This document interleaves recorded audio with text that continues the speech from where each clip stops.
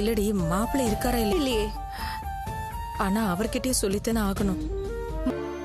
மாமா இட்லி வச்சிருக்கேன், கொஞ்ச நேரத்துல ரெடி ஆயிடும், வெயிட் பண்றேன். வேற சொல்லிட்டீங்களா? அவ ஒரு வேலையும் செய்ய மாட்டா. அவ செய்யலன்னா என்ன, நீர் வாக்கிங் போயிட்டு வரும்போது பார்த்தேன், கார் இல்ல. ஷெட்ல விட்டுருக்கேன். வாசித்தா என்னையா இவன் அதல பாதாளத்தில் இறங்கி விட்டான். இப்படி தெரிந்திருந்தால் இவனுக்கு ஓலையை அனுப்பியிருக்க மாட்டேன். சுத்த மானகட்ட மன்னனாக இருக்கிறான். கேக்குது. இவனை நம்பி வேறு படையெடுத்து வந்து விட்டோம். அதான் மன்னா, அதேதான். இவன் மூஞ்சியும் முகரையும் மாட்டின் கொம்பு போல் மீசை வைத்தால் மட்டும் போதுமா? கொம்பை பயலே, இதில் கவசம் வேறு.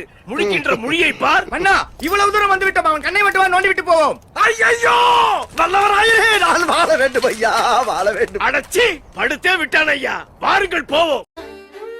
அண்ணே வாங்க வாங்க, உள்ள வாங்க. விஜயா வாங்க உட்காரு. தனியா சொல்லணுமா?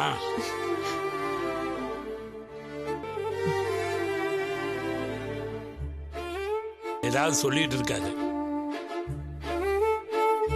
மாமா அண்ணே, உங்க உடம்பு எப்படி இருக்கு? கொஞ்ச நாள் ஆகணும் டாக்டர் சொல்லியிருக்காரு. இந்தம்மா. கொடு கொடு.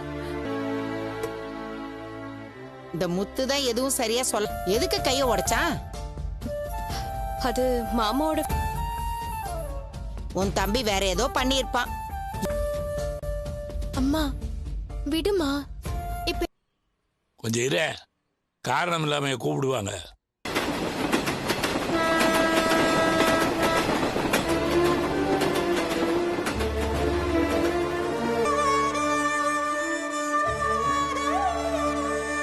எல்லாம் நேத்து தான் நடத்த மாதிரி இருக்கு.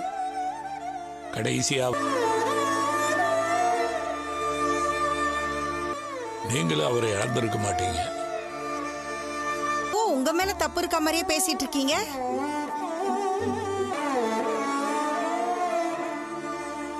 நீங்க விவசாயம் நீங்க மட்டுமே கொண்டாடிக்க வேண்டியதானே? வந்துட்டு போட்டோம், அத உங்க வீட்டோட நடத்திக்க வேண்டியதானே? ஏன் இங்க வந்து